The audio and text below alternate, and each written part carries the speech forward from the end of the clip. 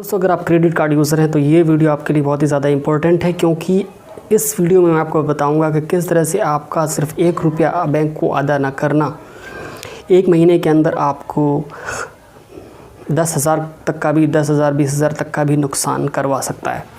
दोस्तों credit card हम लोग यूज़ करते हैं और उसके अंदर बहुत सारे हिडन चार्जेस, इंटरेस्ट और सारी चीज़ें होती हैं, लेकिन बहुत सी कंडीशंस हमको पता नहीं होती हैं जिसकी वजह से हमारा बहुत ज़्यादा नुकसान हो जाता है।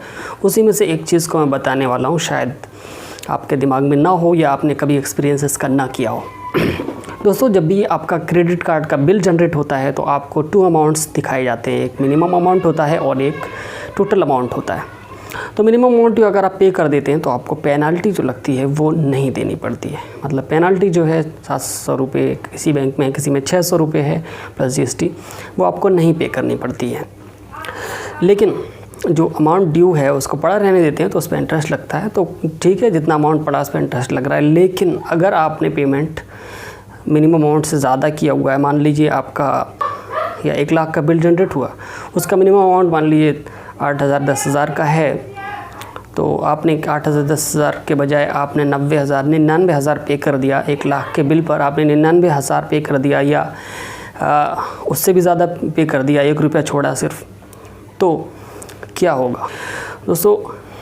ठीक है, मिनिमम अमाउंट किसी ने पे किया, वो इंटरेस्ट लग रहा है, कोई बात नहीं। लेकिन अगर आपका 1 रुपया भी टोटल बिल अमाउंट से कम रह गया तो आपको पूरे अमाउंट पर इंटरेस्ट पे करना पड़ेगा। जी हाँ, और 1 महीने का जो इंटरेस्ट होता है करीब 3.5% का होता है, और आपको पे करना पड़ेगा 50 डेज़ का जो पीरियड होता है पूरा का पूरा, उसका इंटरेस्ट करीब 5% करीब आपको इंटरेस्ट और GST पे करना पड़ेगा। अब आप सोच सकते हैं कि 1 लाख अगर आपने बिल आपका है और आपने 99,000 पेमेंट ऑलरेडी कर दिया है, उसके बाद भी जब अगला बिल जनरेट होगा तो आपको ये जो बीच का पीरियड है 50-60 दिन का, उसका टोटल इंटरेस्ट आपको पे करना पड़ेगा, जो करीब आपका बैठेगा 5-6 हज़ार रुपये का GST के साथ में।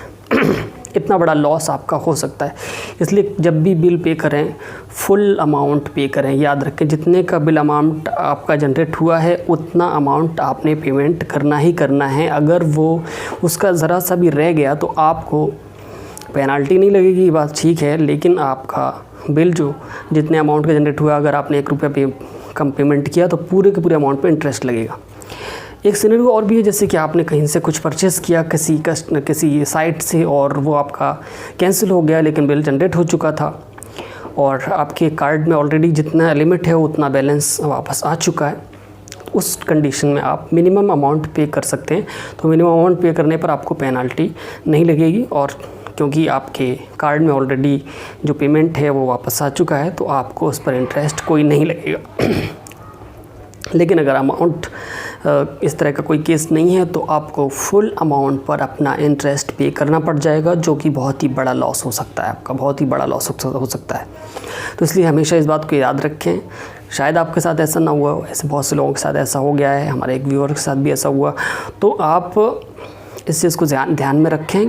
अगर ऐसा हो जाएगा तो बहुत बड़ा लॉस हो जाएगा। कभी भी पहले तो कोशिश करें कम का बिल जनरेट हो, और जितने का भी जनरेट होता है बिल की जो ड्यू डेट है उससे पहले पूरा का पूरा पेमेंट कर दीजिए, वरना आपके पूरे के पूरे अमाउंट पर इंटरेस्ट लग जाएगा।